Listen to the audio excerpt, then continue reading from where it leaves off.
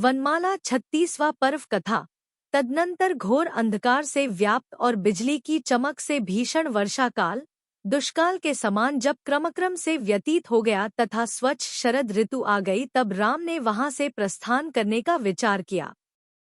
उसी समय यक्षों का अधिपति आकर राम से कहता है कि हे देव, हमारी जो कुछ त्रुटि रह गई हो वह क्षमा कीजिए, क्योंकि आप जैसे महानुभावों के योग्य समस्त कार्य करने के लिए कौन समर्थ है। यक्षाधिपति के ऐसा कहने पर राम ने भी उससे कहा कि आप भी अपनी समस्त परतंत्रता को क्षमा कीजिए, अर्थात आपको इतने समय तक मेरी इच्छानुसार जो प्रवृत्ति करनी पड़ी है उसके लिए क्षमा कीजिए। राम के इस वचन से यक्षाधिप अत्यंत प्रसन्न हुआ। उसने बहुत काल तक वार्तालाप कर नमस्कार किया, राम के लिए स्वयं प्रभ नाम का अद्भुत हार दिया, लक्ष्मण के लिए उगते सूर्य के समान देदीप्यमान 2 मणिमय कुंडल दिए और सीता के लिए महामांगलिक देदीप्यमान चूड़ामणि तथा महाविनोद करने में समर्थ एवं इच्छानुसार शब्द करने वाली वीणा दी। तदनंतर जब वे इच्छानुसार वहां से चले गए, तब यक्षराज ने कुछ शोकयुक्त हो अपनी नगरी संबंधी माया समेट ली। इधर राम भी कर्तव्य कार्य करने से हर्षित हो ऐसा मान रहे थे कि मानो मुझे उत्कृष्ट मोक्ष ही प्राप्त हो गया है।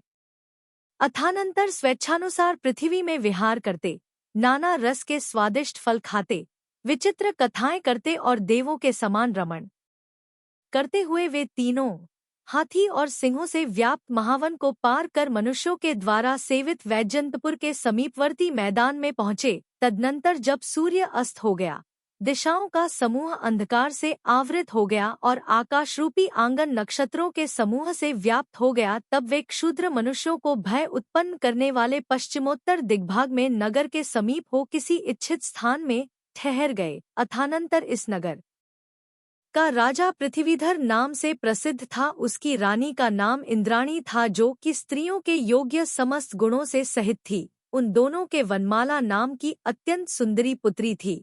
वनमाला बाल्य अवस्था से ही लक्ष्मण के गुण श्रवण कर उनमें अनुरक्त थी।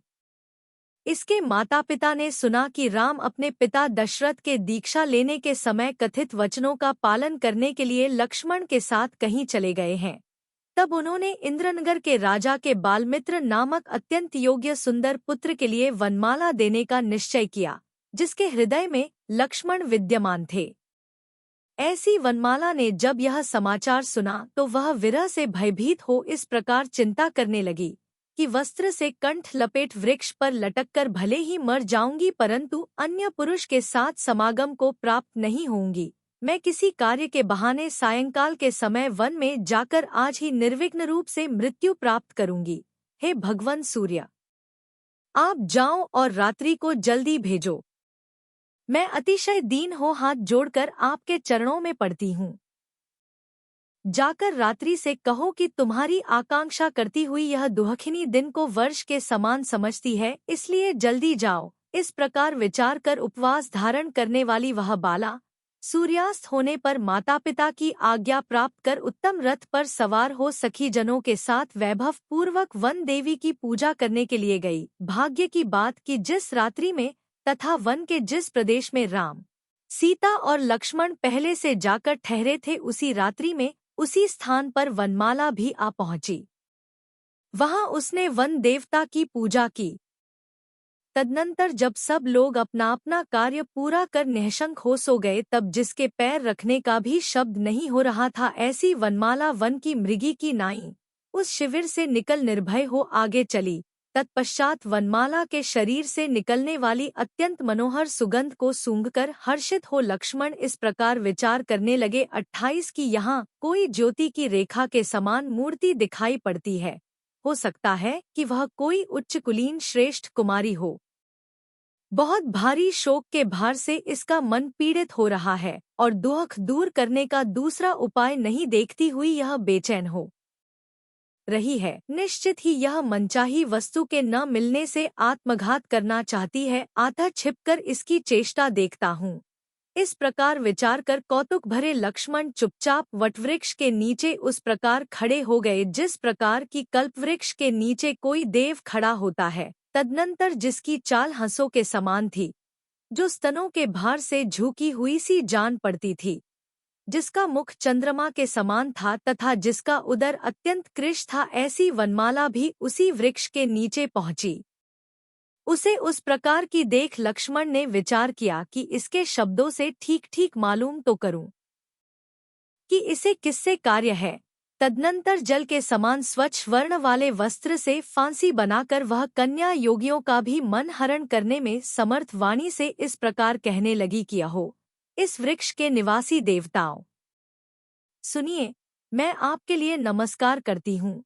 आप मुझ पर प्रसन्नता कीजिए। कुमार लक्ष्मण इस वन में अवश्य ही विचरण करते होंगे, सो उन्हें प्रयत्नपूर्वक देखकर आप लोग मेरी ओर से उनसे कहें कि तुम्हारे विरह में कुमारी वनमाला अत्यंत दुखी होकर तथा तुम्ही में मन लगाकर मृत्युलोक को प्राप्त हुई है। वटवृक्ष पर कपड़े से अपने आप को टांग कर तुम्हारे निमित्त प्राण छोड़ती हुई उस कृशांगों को हमने देखा है, और यह कह गई है कि हे नाथ, यद्यपि मेरे इस जन्म में आपने समागम नहीं किया है तो अन्य जन्म में प्रसन्नता करने के योग्य हो। इतना कहकर वह ज्यों ही शाखा पर फांसी बांधती है त्यों ही घबराए हुए लक्ष्मण ने उसका आलिंगन कर यह कहा कि हे मूर्खे, यह कंठ तो मेरी भुजा के आलिंगन के योग्य है। हे सुमुखी, तू इसमें यह वस्त्र की फांसी क्यों सजा रही है? मैं वही लक्ष्मण हूँ। हे परम सुंदरी, यह फांसी छोड़ो। हे बालिके, यदि तुझे विश्वास न हो तो जैसा सुन रखा हो वैसा देख लो।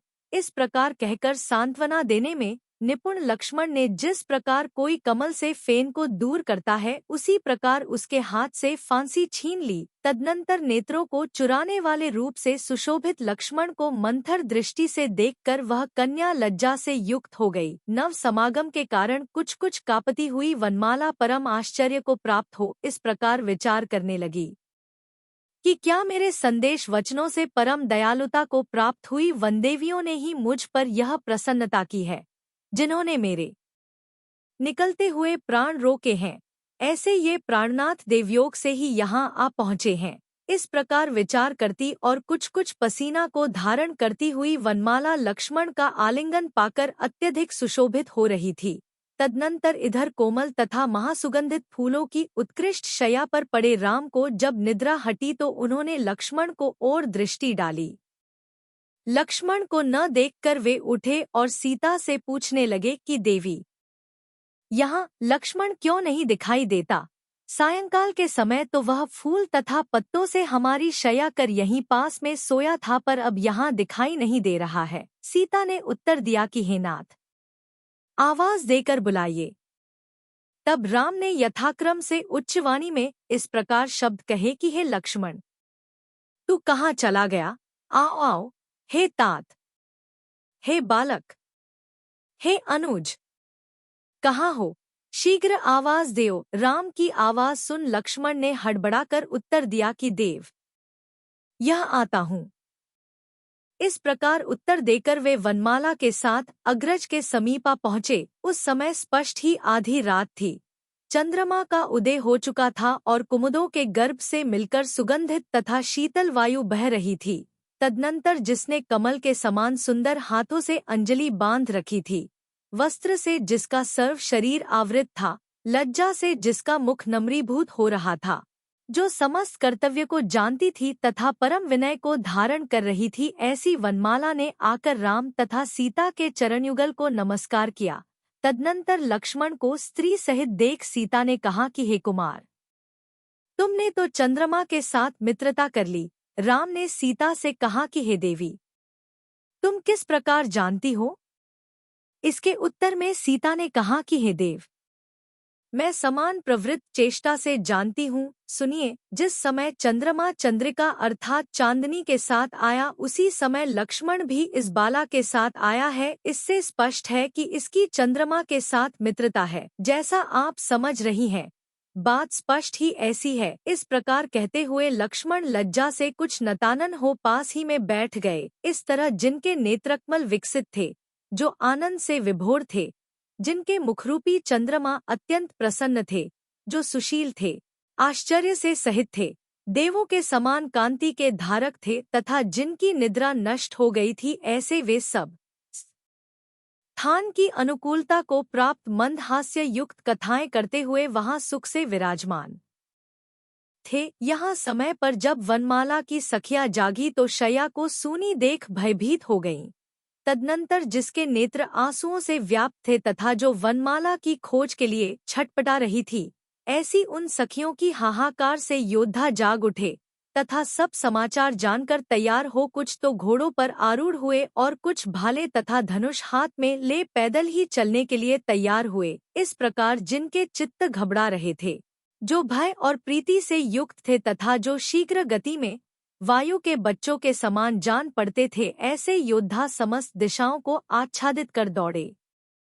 तदनंतर कितने ही योद्धाओं ने वनमाला के साथ बैठे हुए उन सबको देखा और देखकर शीघ्रगामी वाहनों से चलकर शेष जनों के लिए इसकी खबर दी। तदनंतर समस्त समाचार को ठीक ठीक जानकर जो अत्यधिक हर्षित हो रहे थे, ऐसे कुछ योद्धाओं ने पृथ्वीधर राजा के लिए भाग्य वृद्धि की सूचना दी। उन्होंने कहा कि हे प्रभो, उपायारंभ से रहित होने पर भी आज आपके नगर में स्वयं ही महारत्नों का खजाना प्रकट हुआ है। आज आकाश से बिना मेघ के ही वर्षा पड़ी है तथा जोतना बखेरना आदि क्रियाओं के बिना ही खेत से धान्य उत्पन्न हुआ है। आपका जामाता लक्ष्मण नगर के निकट ही वर्तमान है तथा प्राण छोड़ने की इच्छा करने वाली वनमाला के साथ उसका मिलाप हो गया है। सीता सहित राम भी, जो कि आपको अत्यंत प्रिय है, इंद्राणी सहित इंद्र के समान यहीं सुशोभित हो रहे हैं। इस प्रकार कहने वाले भृत्यों के प्रिय सूचक वचनों से जिसके हृदय में सुख का झरना फूट पड़ा था, ऐसा राजा पृथ्वी पर हर्षातिरेक से क्षण भर के लिए मूर्छित हो गया। तदनंतर सचेत होने पर जो परम हर्ष को प्राप्त था तथा जिसका मुखरूपी चंद्रमा मंद मुस्कान से धवल हो रहा था, ऐसे राजा ने उन भृत्यों के लिए बहुत भारी धन दिया। वह विचार करने लगा कि अहो, मेरी पुत्री का बड़ा भाग्य है कि जिससे उसका यह अनिश्चित मनोरथ स्वयं ही पूर्ण हो गया। समस्त जीवों को धन, इष्ट का समागम तथा जो भी आत्मसुख का कारण है, वह सब पुण्य योग से प्राप्त होता है। 78 जिसके बीच में 100 योजन का भी अंतर प्रसिद्ध है, वह इष्ट वस्तु पुण्यात्मा जीवों को मुहूर्त मात्र में प्राप्त हो जाती है। इसके विपरीत जो प्राणी पुण्य से रहित हैं, वे निरंतर दुखी रहते हैं तथा उनके हाथ में आई हुई भी इष्ट वस्तु दूर हो जाती है। 8वियों के बीच में पहाड़ की चोटी पर विषम मार्ग तथा समुद्र के मध्य में भी पुण्यशाली मनुष्यों को इष्ट समागम प्राप्त होते रहते हैं। इस प्रकार विचार कर उसने स्त्री को उठाया और उसके लिए हर्षातिरेक के कारण कष्ट से निकलने वाले वचनों के द्वारा सब समाचार कहा। उस सुमुखी ने कहीं स्वप्न तो नहीं देख रही हूँ, इस आशंका से बार बार पूछा और उत्पन्न हुए निश्चय से वह स्वसंवेद्य सुख को प्राप्त हुई। 83 तदनंतर जब स्त्री के ओठ के समान लाल लाल कांति को धारण करने वाला सूर्य उदित हो रहा था, तब प्रेम से भरा सर्व बंधुजनों से सहित परम कांति से युक्त और परम प्रिय समागम देखने के लिए उत्सुक राजा पृथ्वीधर उत्तम हाथी पर सवार हो चला। 8 पुत्रों से सहित वनमाला की माता भी मनोहर पालकी पर सवार हो पति के मार्ग में चली। 86 इसके पीछे राजा की आज्ञानुसार सेवकों के द्वारा अत्यधिक हितकारी वस्त्र तथा गंध, माला आदि समस्त मनोहर पदार्थ ले जाए जा रहे थे। तदनंतर दूर से ही विकसित नेत्र कमलों के धारी राम को देखकर राजा पृथ्वीधर हाथी से उतरकर आदर के साथ उनके पास पहुंचा। 88 तत्पश्चात विधि विधान के वेत्ता तथा शुद्ध हृदय के धारक राजा ने बड़े प्रेम से राम लक्ष्मण का आलिंगन कर उनसे तथा सीता से कुशल समाचार पूछा। जिसके नेत्रों से स्नेह टपक रहा था तथा जो सब प्रकार का आचार जानने में निपुण थी, ऐसी रानी ने भी रामलक्ष्मण से कुशल पूछकर सीता का आलिंगन किया। उन सबने भी राजा रानी का यथायोग्य सत्कार किया, सो ठीक ही है, क्योंकि वे इस विषय में अतिशय निपुणता को प्राप्त थे।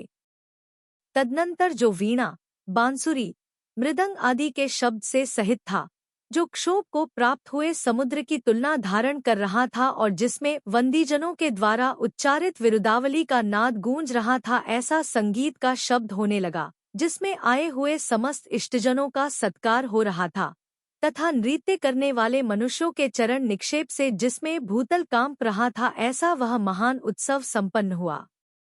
तुरही के शब्द से जिनमें प्रतिध्वनि गूंज रही थी, ऐसी दिशाएं हर्ष से ओतप्रोत हो मानो परस्पर वार्तालाप ही कर रही थी।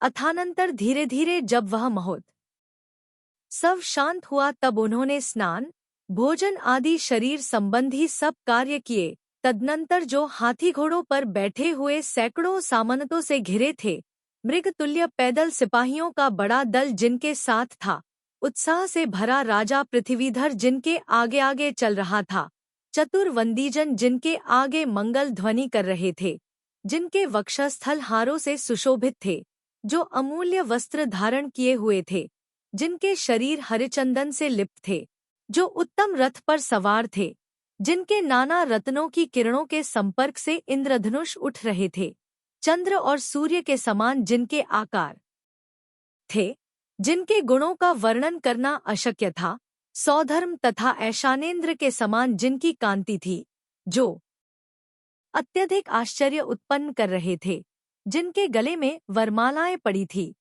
सुगंधि के कारण जिनके आसपास भ्रमरों ने मंडल बांध रखे थे, जिनके मुख चंद्रमा के समान थे तथा जो विनीत आकार को धारण कर रहे थे, ऐसे रामलक्ष्मण ने नगर में प्रवेश किया।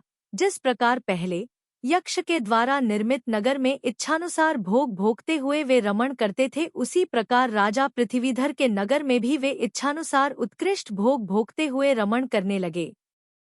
गौतम स्वामी कहते हैं कि जिनके चित्त पुण्य से सुसंस्कृत है तथा जो सूर्य के समान दीप्ति के धारक है, ऐसे मनुष्य सघन वनों में पहुंचकर भी सहसा उत्कृष्ट गुणों से युक्त पदार्थों को प्राप्त कर लेते हैं।